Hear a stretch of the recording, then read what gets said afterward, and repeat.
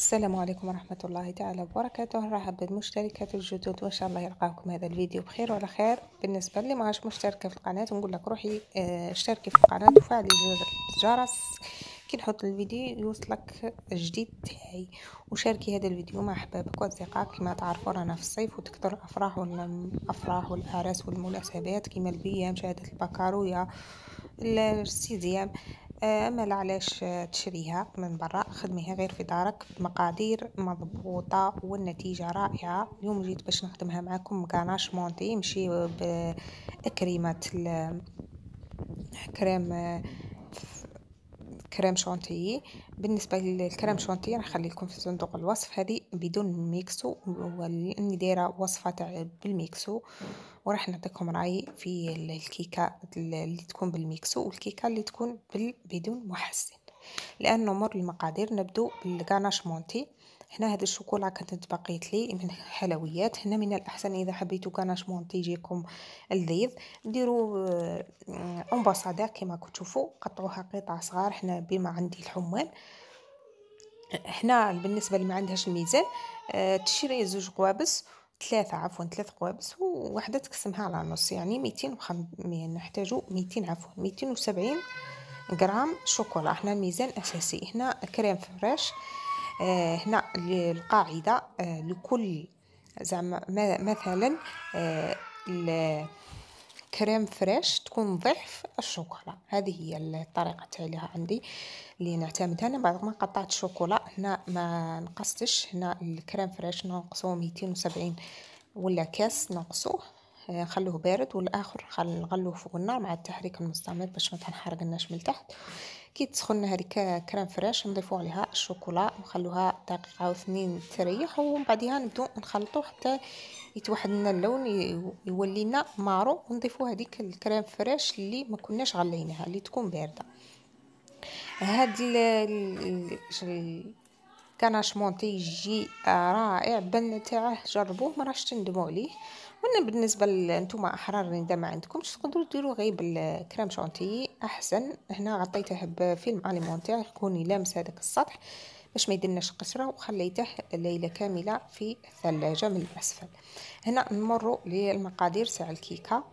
هنا هذه الكيكة نسميها كيكة 7 ملاعق. نحتاج 130 غرام سكر عادي ما يعادل 7 ملاعق كبار معمرين مليح. نحتاج 2 ملاعق كاكاو يعني 30 غرام 2 ملاعق. ونحتاج 5 ملاعق فرينة ما يعادل 5 ملاعق. ونحتاج 65 غرام زيت، 65 غرام حليب وما يعادل 7 ملاعق. ونحتاج 5 بيض، ونحتاجو لافاني وقرصه ملح. هنا الغيسيبيو نحطو فيه، هنا راح نديرو 2 طبقات، راح نحتاجو 10 حبات بيض.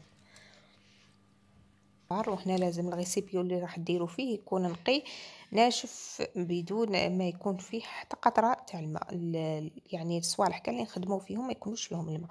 وهنا حرزوا البنات يسهلكم الصفار على البياض، ما راحش تطلع لكم هاد الموعك. هنا فرغت هذاك البيض حطيته وضفت له قرصه ملح ونمشي نطلعه بالباتير.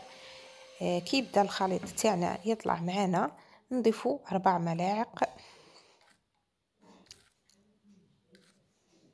كبار تاع السكر ونخلو 2 ملاعق و 3 باش نضيفوه للصفار ونطلعوه. هنايا صاي راه واجد معنا. شوفوا حتى يديرنا من قار العصفور. هنا بالنسبه للمبتدئات اللي تكون ما تعرفش، شوف كي تهزوا الريسيبي يعني تحطوه كيما هاك ما راحش يهبط معنا، تعرفوا خلاص رانا كملنا مع هذه المرحله. وهنا نمشيو نطلعوا الصفار. هنا عندي 5 حبات صفار، ونضيفوا لها هذاك السكر اللي تبقى لنا ونطلعوه بالباطير حتى يتغير اللون تاعه ويذوب لنا كامل هذاك السكر.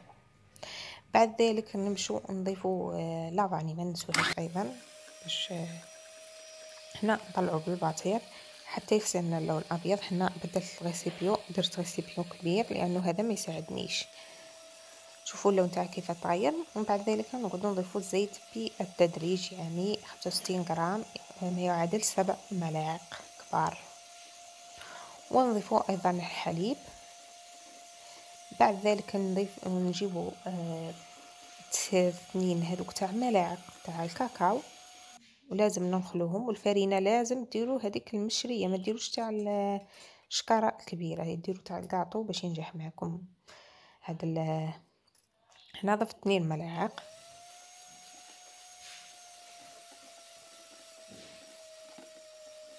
نضيفو 5 ملاعق ما يعادل 100 غرام تاع الفرينه، ونخلطه بالباتير.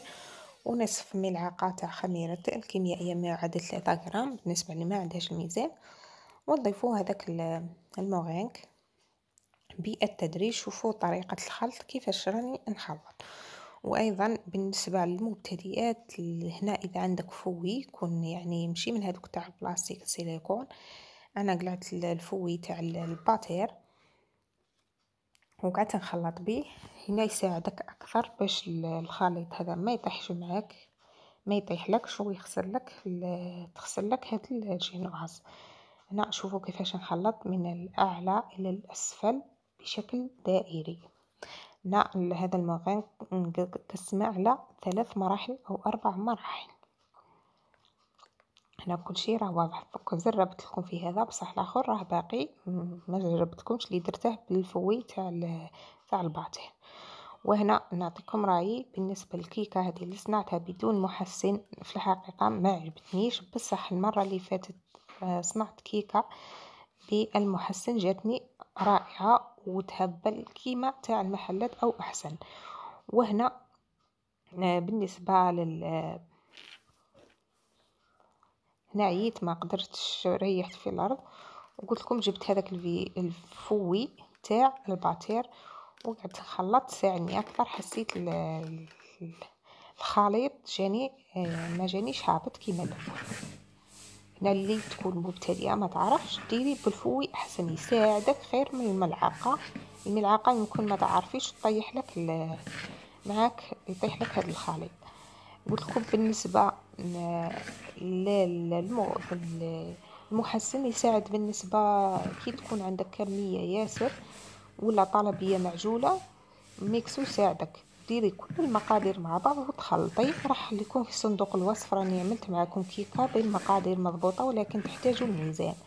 هنا خلطنا، شوفوا حسيت الخليط جانا طالع بزاف. هنا البلان اللي نحتاجوه نجيبوه في بابي كويسون وندهنوا البلا بالزيت. البلا هنا 30 على 40، ونحطوا بابي كويسون فيها ونفرغوا الخليط. والفرن تاعنا راه يسخن، وهنا ما تاخذش معنا وقت بزاف، ما تخلوهاش حتى تيبس معاكم.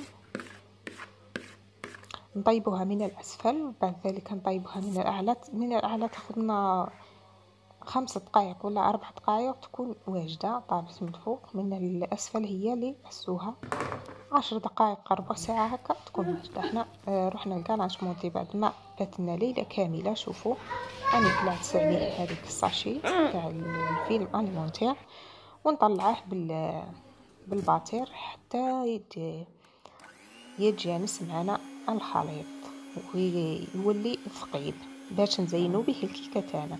هنا الكيكه راح ندير 3 طبقات. هنا شوفوا الكيكه تاعنا كيفاش جات اسفنجيه رائعه. تقدروا ايضا ديروها لولي تجيكم تخرج لكم رائعه. شوفوا القوام تاعها كيفاش جات. هنا هذه الكيكه راح ندير قلت لكم 3 طبقات، راح ندير فيها 24 على ما اظن، على 24. واللي شيت اللي تبقونا راح نديرهم في الوسط، يعني انا نسيت ودرتهم من الاعلى. هنا راني قطعت القطعه الاولى فيها 24 سنتيمتر والقطعه الثانيه 24، امال تبقى لنا 20 ولا 15 سنتيمتر. راح نديروها قطعتين في الوسط. هنا الشربات، بالنسبه لبغيتو ديروا شربات ديروا كاس سكر وزوج كيسان ما تحطوهم على النار كي يبدا يغلي نحسبوا له تحطوا معها طرونش تاع ليمون كي يبدا يغلي نحسبوا له 10 دقائق ونطفوا عليه ويكون السيرو تاعنا واجد. انا ما بغيتش نعيي روحي، كان عندي هذا السيرو درته تاع الليمون. نشربوا الكيك تاعكم مليح مليح. وانا بالنسبه للبنات البلا هذيك اللي نحطو فوقها اذا ما عندكمش، انا ما كاينش عندي هنا كرتون، نجيب كرتون ونغلفه بالالومنيوم باش نحط فوقه الكيكه. هنا حطيتها في البلا لانه قلت لكم هذه درتها غير البيت، يعني جيت في خاطري حبيت نخدمها ونشاركها معكم باش تستفادوا ثاني نتوما. هنا نفرغ الخليط تاع هذا الكاناش مونتي بهذه الطريقه وليسيه. وهنا اذا عندكم جوز لوز حطوه في الوسط، يعني نتوما احرار في التزيين. هنا خلاص، هنا نسيت باش ندير هذه في الوسط، درتها في الاعلى يعني هي جات الوجه، معليش هذه غير البيت. قلت لكم هذه الكيكه وكليت ووكلت جواري الحمد لله، جات رائعه وبعت البد عمي، يعني تكفيكم للعائله كامل. هنا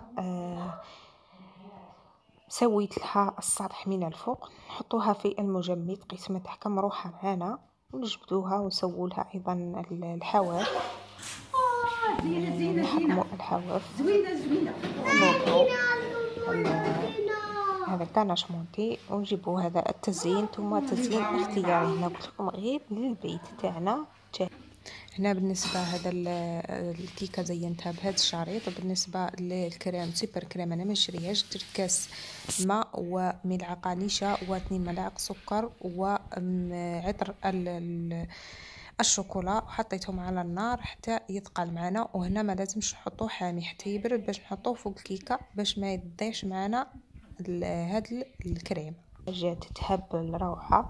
بالنسبه للبنات